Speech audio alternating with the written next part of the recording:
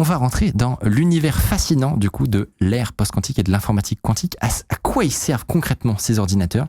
Quelles prouesses vont être possibles? Mais aussi, on sait que l'informatique quantique va avoir des graves conséquences sur nos systèmes de sécurité, le chiffrement de nos banques, de WhatsApp, peut-être même des valises nucléaires des présidents, qui sait. On va pouvoir éclaircir tout ça justement avec notre expert en informatique quantique, Vivien. Merci d'être là. C'est un plaisir. Donc pour expliquer, toi tu travailles chez nos partenaires Microsoft. D'abord pour mettre un petit peu les bases, ça veut dire quoi la physique quantique déjà? C'est une théorie qui est plutôt jeune maintenant, qui a une centaine d'années. Ouais. Et le principe, c'est que c'est cette théorie qui va décrire des toutes petites particules. Donc ça va être des atomes, des électrons, des photons, des trucs comme ça qui sont par rapport au diamètre d'un cheveu par exemple, ça va être 10 000 fois plus petit, donc des trucs vraiment petits. Et ça reste compliqué à comprendre avec l'intuition. Notamment un truc qui est super bizarre, c'est que quand tu décris ces petites particules là, disons un atome par exemple, bah tu vas pas pouvoir dire l'atome il est exactement là et il va exactement à cette vitesse. Tu vas donner son état quantique, donc tu le décris d'une certaine façon, peu importe comment. Mais ça va te dire où il est en proba. C'est-à-dire qu'en chaque point de l'espace, tu vas avoir une certaine proba qui soit là. C'est comme si moi là je disais, actuellement t'es pas sur cette chaise, mais t'as une chance sur deux d'être sur celle-là et une chance sur deux d'être sur celle-là. Ouais, voilà, c'est ça. Et c'est même très bizarre en chaque point de l'espace. Ouais. Donc c'est ça qui est complètement fou. C'est quoi la différence entre ça et ce qu'on appelle l'informatique quantique? Alors ça, c'est arrivé effectivement beaucoup plus tard. Et en fait, la relation entre le quantique et l'informatique, à la base, ça s'est fait dans l'autre sens. C'est-à-dire qu'à la base, c'était plutôt des gens qui essayaient d'utiliser des ordinateurs pour comprendre le quantique. Donc ils faisaient des simulations, et puis ça marchait pas très bien. Ce phénomène que la particule, elle a une proba d'être en plein d'endroits différents. On parle de superposition quantique en fait pour décrire ça. À cause de cette superposition, la quantité de mémoire classique, si t'as un ordinateur classique dont tu as besoin pour décrire tout ça, elle va être absolument énorme. Donc t'as un physicien dans les années 80 qui s'appelle Richard Feynman. Ouais. Alors physicien méga star, hein. C'est un peu le Zinedine Zidane de la physique de l'époque. Et il y a un jour où il s'est un peu énervé, il tape du poing sur la table, il se lève. Je sais pas si c'est exactement comme ça que c'est passé, mais en tout cas moi c'est la légende. J'imagine, c'est comme ça qu'est la légende. Et il dit Nature is quantum, damn it. Et il est pas content quoi. Ouais. Tout est dans ce damn it où vraiment tu sens que c'est sa frustration énorme. Et ce qu'il explique après, c'est que en fait l'idée de prendre des ordi classiques pour simuler de la matière quantique, c'est pas une super idée parce que du coup t'es du mauvais côté de la superposition en quelque sorte. Tu vois, t'as la superposition qui est contre toi. Alors que lui, son idée, c'est de dire ok, on a nos systèmes quantiques et on va utiliser d'autres ordinateurs. Non, mais d'autres systèmes quantiques en fait qu'on contrôle mieux. Et comme ça, on va simuler du quantique avec du quantique. D'accord. C'est vraiment ça son idée. Okay. Et donc ça, c'est la naissance de l'idée de l'ordinateur quantique. C'est de faire des simulations quantiques avec d'autres systèmes quantiques qu'on contrôle bien. Ok. Et alors, du coup, très très concrètement, on peut voir parfois des images qui se baladent d'un ordinateur quantique.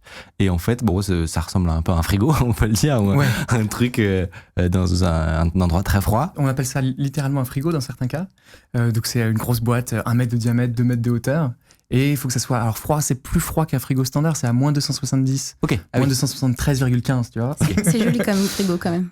Oui, on le voit là. Ouais, c'est ça. C'est tout doré, c'est très beau. Et alors, c'est quoi concrètement un ordi classique? Ça calcule avec des 0 et des 1. Ouais. À une époque, ça a été des cartes perforées plutôt. Ouais. Donc le trou, c'était 1. Ouais, c'est ça. Le trou, c'est donc aujourd'hui, c'est d'autres manières avec l'électricité de stocker un 0 et un 1. Ouais, c'est ça. Et donc, sur un ordi quantique, ça se passe comment? Et sur un ordi quantique, ça se passe pas comme ça. L'équivalent du bit, qu'on appelle un quantum bit, donc on dit qubit, ça va être une petite particule quantique. Donc typiquement, un électron qui peut être près du noyau de son atome, ça va être le 0 quantique, ou alors un tout petit peu plus loin, ça va être le 1 quantique. Et là, t'as ton élément quantique. Et alors après, pour faire des calculs, pour le manipuler, ça va pouvoir se passer par exemple avec un laser. Donc t'envoies une petite impulsion lumineuse avec ton laser, et tu le fais passer comme ça de l'état 0 à de l'état 1, ou de l'état 1 à l'état 0. Et même si t'envoies une impulsion lumineuse plus courte que ce qui te ferait passer de l'état 0 à l'état 1, tu vas le mettre dans ces fameux états de superposition, où en fait l'électron, il est... avec une certaine proba, il va être près du noyau, et avec une autre proba, il va être beaucoup plus loin. Et donc là, tu sors des trucs que tu peux faire avec un ordi classique. C'est ça, parce que pour l'instant, ça ressemblait juste à un processeur pas optimisé du tout. Ouais. Du coup, c'est cette fameuse troisième possibilité, cet état de superposition. Concrètement, qu'est-ce que ça permet d'un point de vue très concret en termes de calcul d'un processeur? Qu'est-ce qui est hors de portée d'un ordi classique qui devient possible? Les ordinateurs quantiques, ça va être ultra puissant pour faire certaines tâches, mais pour d'autres tâches classiquement qu'on fait avec des ordinateurs classiques, ça va pas le faire mieux. Par exemple, pour faire tourner un jeu, ce sera pas mieux, tu vois. C'est justement la question que j'allais poser, c'est que dans l'imaginaire, pour nous, ordinateur égale ma tour PC que j'ai à côté de chez moi pour faire tourner Doom. Est-ce que on va avoir un jour des ordinateurs quantiques à la maison ou pas? Non, je pense pas. C'est un tel matos que ça prendrait beaucoup trop de place et ce serait très très très énergivore. Okay. Ouais. En fait, il y a 2 problèmes. Il y a qu'effectivement, il faut pour que ça fonctionne, il faut que ce soit très froid, soit très très bien isolé. Donc il y en a, on en parlait tout à l'heure, il y en a qui doivent être dans des chambres à vide, d'autres façons de faire des ordinateurs quantiques. Donc là, c'est des ions piégés, tu veux qu'ils soient vraiment dans le vide total. Donc ça, c'est typiquement une chambre à vide, c'est pas le truc que tu auras chez toi. Donc à la fois, ça serait super galère de l'avoir chez soi, et en plus, ça serait pas super utile, parce que les tâches qu'ils font sont assez spécialisées, et on va jamais, comme tu disais, on va jamais faire un jeu. Oui. Ou envoyer un texto quantique, ou enfin voilà. Ouais, les problématiques de calcul d'optimisation de catalyseurs enzymatiques ou des trucs comme ça, a priori, t'as pas envie de le faire chez toi. Samedi après. Peut-être le seul truc qui serait bien, c'est d'avoir un super prédicteur de météo. Mais justement, en parlant des applications, on a mentionné la recherche de pointe. Est-ce qu'il y a d'autres choses où on se dit, tiens, avec le quantique, on va pouvoir avoir des avancées révolutionnaires qu'on n'aurait pas rêvé sans. Au-delà de toute cette partie quantique pour le quantique, il y a aussi des applications où le quantique aide à des problèmes qui n'ont rien à voir avec le quantique. Et là, ça vient du fait qu'on arrive à faire certains calculs, donc pour rechercher un objet parmi plein d'autres, des trucs avec des matrices aussi pour faire des calculs sur des matrices. Et ça peut être utile dans plein d'industries finalement. Donc en logistique, par exemple, si on doit déplacer beaucoup de marchandises, et qu'on a des moyens limités pour faire ça, là ça va être super utile. Mais aussi, si tu veux faire, je sais pas moi, le design d'une aile d'avion par exemple, tu as besoin de bien comprendre, faire des simulations de comment l'écoulement de l'air se passe. Donc là, l'ordi quantique, il peut aider à résoudre les équadifs qui permettent de faire ça. Et effectivement, on comprend là que c'est pas nos vies perso quotidiennes qui vont changer avec ça, mais c'est beaucoup plus à l'échelle des industries, mais du coup de la société tout entière, qu'il va pouvoir y avoir des implications réelles et importantes en fait. On a déjà un certain nombre d'algos quantiques, on sait à quoi ils servent, et les applications, elles sont déjà en partie trouvées, quoi. Donc en fait, c'est comme si tu avais ton programme codé en Q-Sharp. Il existe, il est codé, on sait qu'il va permettre de faire telle action révolutionnaire, c'est juste qu'on n'a pas encore le matos pour le faire tourner. Ouais, il y a un peu de ça. Il y a pas un côté un peu frustrant pour toi en tant que développeur? Ouais, alors il y a plusieurs choses. On a déjà du petit matos pour tester sur des petits cas. Et d'ailleurs, sur le côté, on n'a pas chacun notre ordi quantique chez nous. Un peu quand même, parce que dès que tu as une connexion Internet, en fait, tu peux aller, par exemple, sur Azure Quantum, et hop, ça te connecte à un ordi quantique, et tu peux tester comme ça chez toi sur un ordi quantique qui, lui, n'est pas chez toi. Mais voilà. C'est ce que j'allais dire. Mais est-ce que... Sur un nombre de qubits limité, quand même. Sur un nombre de qubits limité. Ouais. Oui, évidemment. Tu vas pas pouvoir lancer des simulations de fou, mais tu peux quand même déjà aujourd'hui t'amuser avec quelques qubits et ça, c'est cool. Ouais. Est-ce que t'aimerais être dans le futur et pouvoir aller enfin tester certains programmes sur des ordi finis? Alors oui, mais ce qui est super, c'est que finalement, ce que je peux faire dès aujourd'hui, c'est donc écrire tout un programme en Q-Sharp, et quand je veux le faire tourner, je le fais pas tourner vraiment, donc dans le sens où ça va pas me donner le résultat du calcul, mais je le mets sur un estimateur de ressources, et il va me dire, bah voilà, si tu voulais le faire tourner, tu aurais besoin de tant de qubits, tu aurais besoin d'appliquer exactement telle porte, donc telle façon de manipuler l'information. Et pendant tant de temps, tu aurais tel résultat. C'est ça. Okay. Et du coup, tu sais combien de temps ça dure. Donc quelque part, en tant que développeur quantique, tu peux savoir dès maintenant quelle application a du sens, quelle application a moins de sens. Tu peux faire les tests. Mais je te propose qu'on y aille. On fait la petite démo. Donc là, évidemment, tu vas sortir l'ordinateur quantique qui est dans ta poche. Exactement. Non, je me connecte à un laptop, tout ce qui est de plus normal. Là, tu as actuellement du code .qs, qui est la meilleure extension au monde. Donc Quantum Sharp. Q-Sharp, ouais, voilà, absolument. Q-Sharp. Donc ça, c'est du code quantique. Alors, qu'est-ce que ça fait, ce truc? Lui, ce qu'il fait, c'est qu'il est capable de retrouver un élément parmi plein d'éléments. Parmi un très grand nombre d'éléments. Ouais. Il y a une image que j'aime bien pour parler de ça, c'est Où est Charlie? Donc, t'as cette double page, t'as plein de personnages dessus, t'en as peut-être 10 000, disons, et t'en as un, c'est Charlie. Et tu sais très bien à quoi il ressemble, Charlie. Il a des bandes blanches, des bandes blanches, il a des bandes rouges. Ouais. Voilà, si tu le vois, tu vas le trouver. Mais comment tu fais pour le chercher? En fait, tu regardes le premier personnage, tu dis, c'est pas Charlie. Tu regardes le deuxième, et ainsi de suite. C'est ça. Alors, du coup, c'est un H pour savoir, c'est ça? En gros, tu vas comparer des... Non, alors là, c'est pour expliquer comment on ferait pour trouver Charlie sans ordi quantique, en quelque sorte. Et donc, ce qui se passe, c'est qu'avec l'approche quantique, tu vas pouvoir faire des superpositions. Ce que tu peux imaginer, c'est que tu as ta double page, là, avec tes 10 000 personnages, il y en a un, c'est Charlie. Et à chaque fois que tu appliques la fonction de recherche, en fait, tu vas flouter un peu tous les personnages sauf Charlie, tu vois. Ouais. Alors, si tu le fais juste une fois, ils sont à peine floutés, donc tu vois pas la différence. Mais si tu le fais une centaine de fois, ils vont être tous archi floutés et t'en as que un, l'objet que tu cherches, qui va ressortir. C'est très marrant comme analogie. Mais du coup, il y a une approche très probabiliste en fait. C'est-à-dire qu'à la fin, l'algo va pas te dire ceci est Charlie. Il va te dire il y a 0,999999% de chance que ce soit Charlie. Ouais, c'est ça. Et en fait, il va vraiment le faire sortir du lot de façon probabiliste, exactement comme tu dis. C'est hyper intéressant. Si on cherche un élément parmi 1 million maintenant, l'algo quantique, il va mettre que 1000 étapes. Et en fait, c'est toujours... Là, tout de suite, c'est la racine carrée, en fait. C'est ça. Donc, si t'as n objets, ça va être racine carrée de n. Donc, on a une version un peu particulière de cet objet que j'ai appelé Charlie, là, tout à l'heure. Il y en a qu'un seul qui est marqué, et c'est celui qui est indicé par 0, 1, 0, 1, 0, 1, et ainsi de suite. Et ça, c'est ce qui est marqué ici. Alors, c'est peut-être pas hyper clair quand on voit le code, mais en fait, là, ce qui se passe, c'est qu'on dit que à un élément sur 2 du tableau, on va appliquer cette porte quantique X. Et elle, ce qu'elle fait, c'est qu'elle prend un qubit qui est dans l'état 0 et elle le met dans l'état 1. Okay. Est-ce qu'on le lance maintenant sur Azure Quantum ? Carrément. Mais là, du coup, ce que tu expliquais, c'est que on part du local, entre guillemets, on part de ton ordinateur, puisque évidemment, ce n'est pas un ordinateur quantique, ça ressemble, c'est un ThinkPad, voilà. Et donc, là, pour le coup, on va, grâce au cloud à Azure, on va pouvoir utiliser un vrai ordi quantique. C'est ça. Donc là, on l'envoie sur un ordinateur quantique quelque part aux États-Unis. Exactement. Là, on l'a lancé. Et donc, ce qu'on peut faire maintenant, c'est regarder les résultats, tout simplement.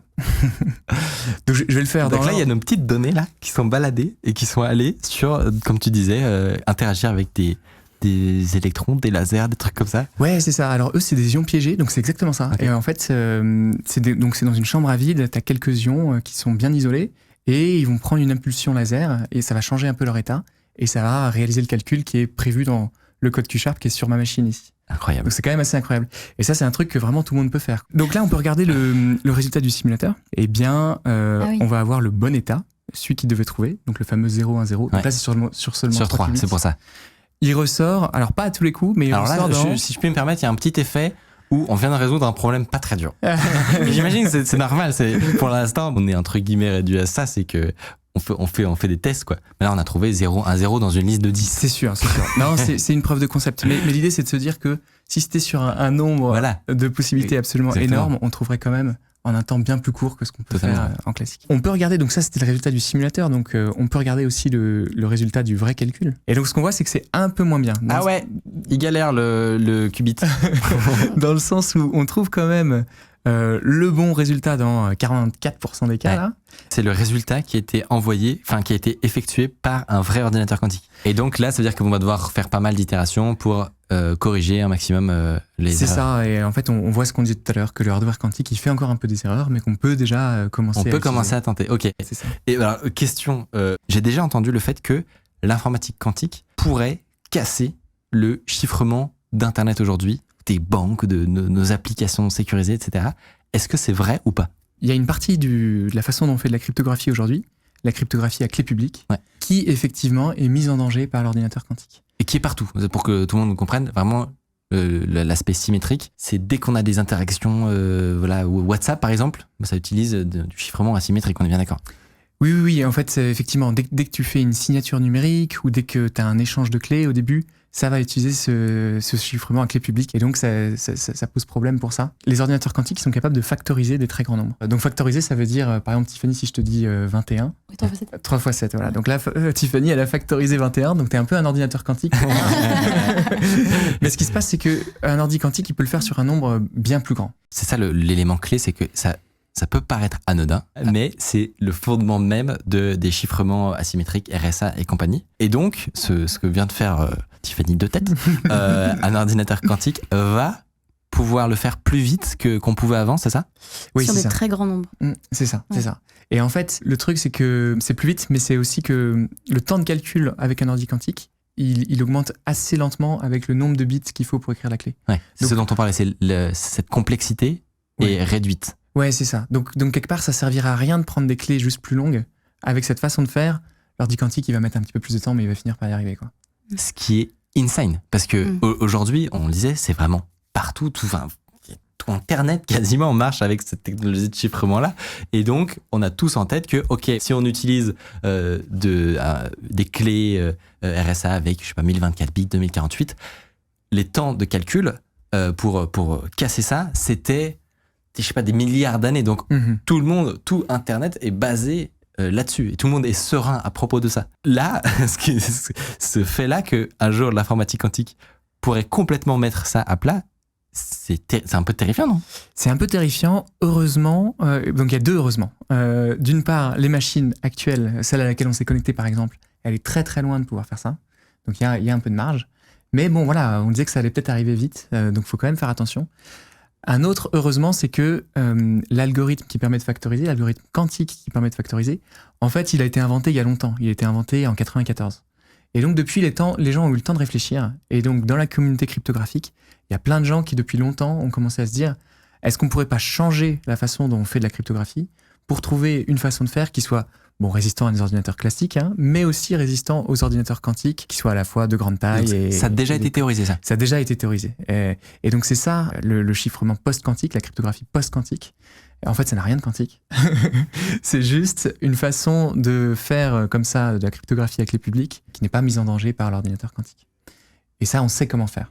Donc, c'est-à-dire que pour se protéger dans l'ère post-quantique du fait qu'il y aura des ordinateurs quantiques, on crée des nouveaux algorithmes qui, comme tu le dis, fonctionnent sur des processeurs en fait normaux, mais vont nous protéger. C'est ça.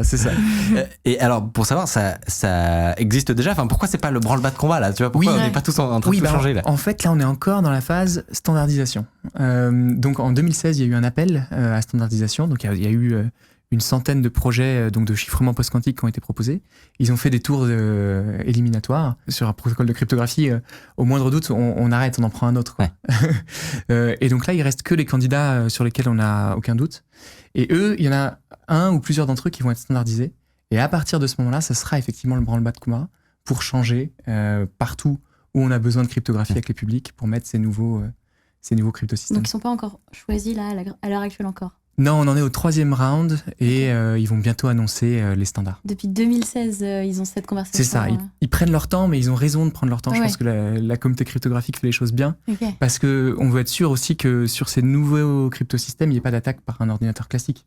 Ça serait con, quoi. Il faudrait que ce soit résistant aux deux. Donc voilà, il faut que ce soit résistant à la fois à nos machines classiques actuelles et aussi aux ordinateurs quantiques. Maintenant, en termes de timeline, parce que je meurs d'envie, évidemment. Maintenant, tu nous as hypés tous. On meurt d'envie de voir des trucs impressionnants cette fameuse suprématie quantique où on va arriver à faire des trucs qui n'étaient pas possibles avant. Tu te dirais qu'il y a combien de temps avant de voir des trucs vraiment impressionnants? Ce qui nous manque là, c'est la correction d'erreurs, on appelle ça. Donc, on a vu là, en fait, on a encore du hardware quantique qui fait des erreurs.